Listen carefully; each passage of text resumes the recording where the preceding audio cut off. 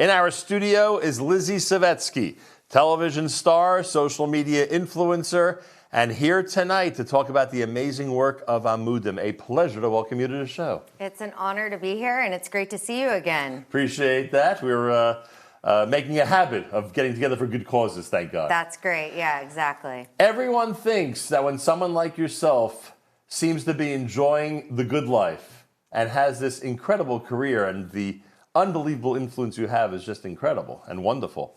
Everyone thinks it's all rosy and it's all wonderful. Can you tell our audience that it's not always what it appears to be?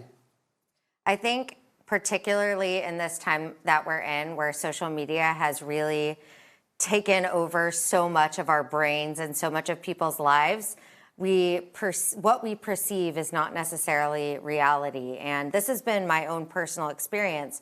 And I'm somebody who has always prided myself on my transparency and my vulnerability and being open with my audience. But there was a part of my life, a big part of my life, that even they didn't know about. And, I think so much of the topics that we're talking about in this 36-hour live stream have such a stigma around them. Abuse, mental health, addiction. For some reason, we feel like they come with a lot of shame. And so, even if I thought I was being open, there was still a part of me that subconsciously wanted to hide these things from the world because I felt like they were bad. And also, if I admitted it to the world, then I would have to admit it to myself. And so part of what I was putting out there to the world was this: I'm okay, I'm good. Even though inside I was crumbling. I didn't want the world to know, because I didn't want to know myself just how bad it was. When one is crumbling, what do? How do they uncrumble? How do they make progress in a positive manner? I remember when I decided that I wanted to stop drinking.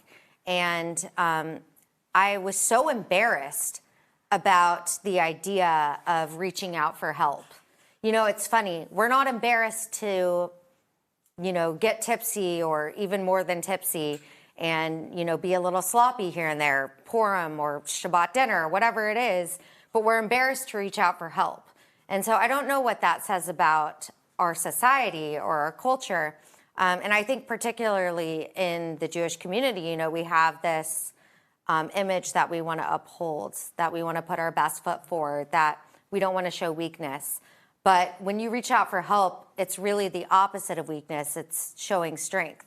And so the first step is to ask for help. And I know with every challenge that I've gone through in my life, and I've been through many, even though, my life may appear very shiny and beautiful to somebody who doesn't know me, I've been through pregnancy loss, I've been through addiction, I've been through my own mental health challenges. And I would not have been able to get through any of those things and to work through them, because it is a constant progress, without help and without support. Because I think our tendency is to just build this bubble of isolation around ourselves when we're going through a hard time, instead of looking outward. What would you say to someone watching right now who's been hesitating to reach out for help? I would say that you are worth it, and your life is worth it.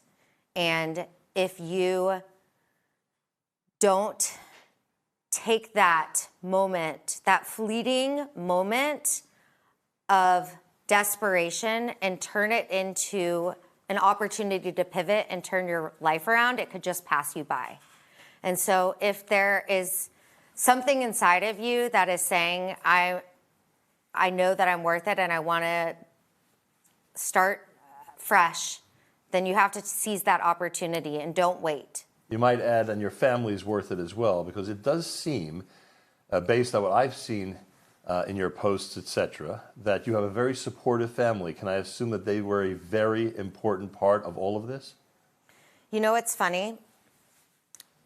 I think that when you're struggling with, for me in particular, when you're struggling with addiction, it almost has to be a solo mission.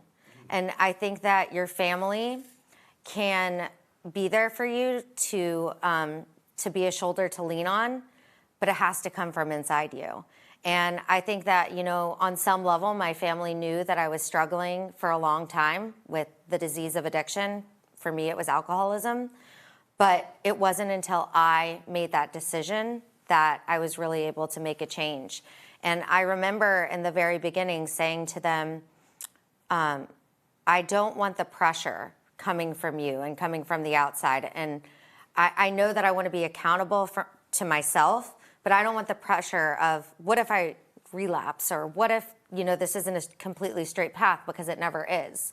I knew that it had to be my own journey.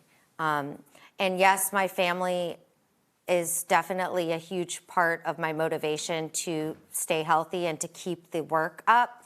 But I don't, I think there are plenty of people out there who are struggling who don't necessarily have that family and support system. And I think that's why it's so important that an organization like this exists. Because when did you first hear about Amudim? Did you have any experience with them? I have never worked with them personally, and I wish that I had known about them when I was going through my own struggles, because it is such a lonely thing to go through, and you do feel like you're the only person in the world that's ever gone through it when you're in that dark place. And so to just know that there's a resource out there and that you don't have to suffer alone is a huge thing. And, I'm glad to be able to bring awareness to other people out there that are maybe like me that didn't know about it. Right. A lot of people, for good reason, look up to you. Many people want to be like you, as the expression goes these days, right? Lord help them. so, and again, they may feel like, you've got it all and you're living the best life possible. I think it's such an important message that you're here tonight saying that don't believe all the perceptions, and certainly don't believe your own perceptions about someone like yourself. Everyone's got their struggles. Everyone's got their thing. Everyone's got their, the stuff they're going through that they would probably, that they would probably not give up if they were offered to switch with somebody else, as the expression always goes. Yeah. So people need to realize that everyone's got a lot of things going on. And this revelation, absolutely. And I don't know to what extent this is a revelation, because I don't know if you ever discussed this before with your followers, etc. You alluded to earlier that it's something you kept as a secret for a long time. But this revelation is really important to people, that they see that somebody who is as with it as you are can go through a really tough struggle. And I think I really worried about sharing, because in the same way that I just told you about how this is a solo mission in a sense, right. The pressure of feeling like I don't want to let anyone around me down was part of what drove me to drink. And so to then compound that with the pressure of now, I'm like, I didn't want to be like the poster child for a sober woman, because, right. I'm just a human being who's fighting a daily battle. And, I wake up every day and I thank God for, keeping me sober and for the opportunity to share with other people that are going through similar things and to have the support system. But it's not a guarantee and it's not a given. And the only reason that I have decided to talk about it and to open up about it is because if I had known that there was somebody out there like me, it would have maybe made my decision to get help a little bit easier. A lot of people don't conjecture that this is a problem that's common with young women, frankly. Yeah. You think of alcoholism, you think about men, and people. It's an old white man's disease. Exactly. Yeah. And just the fact that right now there are probably some young ladies who are struggling with this, or might be on the verge of struggling with this, and hearing you give this type of encouragement to fight this daily battle is amazing. And the fact that you call it a daily battle, you wake up each morning, I'm not worried about tomorrow. I'm not worried about next week. I'm not worried about whether I'll be sober a year from now. I want to make sure to make it through the day in the best way possible. And I remember when I was first starting to get sober, and I was, all I could think about was the Jewish holidays. So much of our religion revolves around drinking. And if you're triggered by, the Passover Seder or whatever it is, it can be a really hard thing as an Orthodox Jew to take this on. But what I realized was that I can't think that far ahead, because the things that I think are going to be hard don't usually turn out to be hard, At the Passover Seder, I'm very happy to have my grape juice. Everyone else is falling asleep at the table. But then there are other moments that sneak up on me. And so that's why it's so important to just take it one day at a time, one little 24-hour chapter at a time. And sometimes, frankly, 1 hour at a time. Because, I've just been, to be very open, I've just been through a really challenging chapter in my life. This past month has been one of the hardest that I've gone through.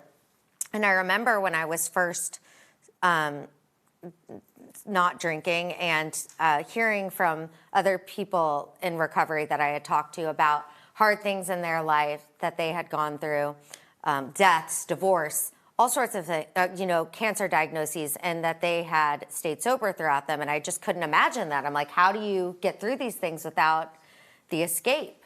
And so to be able to now be going through something hard and have support from an organization like Amudim or, people or a support system around you is what carries you through these hard times. And instead of just drowning your problems, you're really coping with them. As hard and as painful as it is, you're facing it. And that takes a lot of strength. And I know that I will have grown a lot through this just by not avoiding it or drowning it out. Yeah, taking it head on, or facing it head on, I should say. That's the best way. Only because there are people who will be upset if I don't use the opportunity to ask you, are you content with the recent decisions you've made regarding your television career? I think that it's a very hard time in the world right now. And so to say that I'm content would be a lie, because I have a lot of fear, and I have, but I'm also motivated by that fear. I never knew how dark it could be to be a Jew in America in 2022. And I've been shocked by the amount of hate that's come my way. The type of target you've become. Exactly. I never saw it coming. Maybe I was naive, but I know that I am on a better path for me now. I just, I'm grieving what I thought it could be. Right, understood.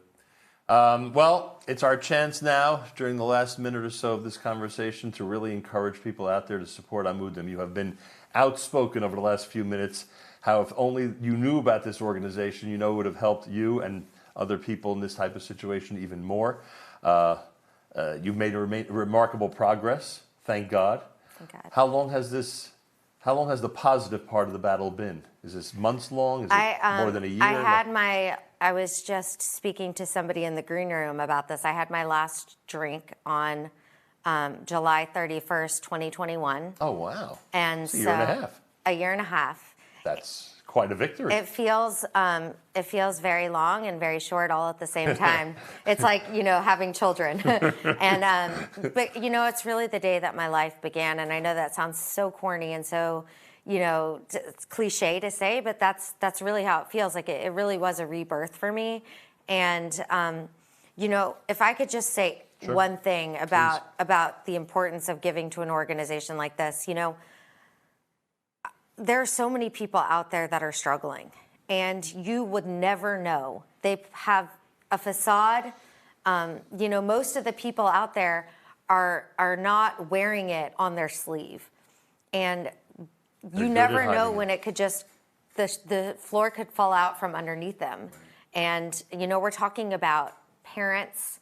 We're talking about people that a lot of people are dependent on, and so they need help and support. And I think just the idea that there's an awareness that there is help out there and that you don't have to suffer, and you certainly do not have to recover alone. And there is an amazing family out there waiting for you if you have the courage to seek it out. And so, if there's any cause that I could support, it's definitely one to help people on this path. I applaud you for what you've said, what you've revealed, what you've shared with us tonight. Thank you so much. Lizzy Savetsky and I are encouraging everybody out there to support Amudim and do so as generously as possible right now at unitetoheal.com.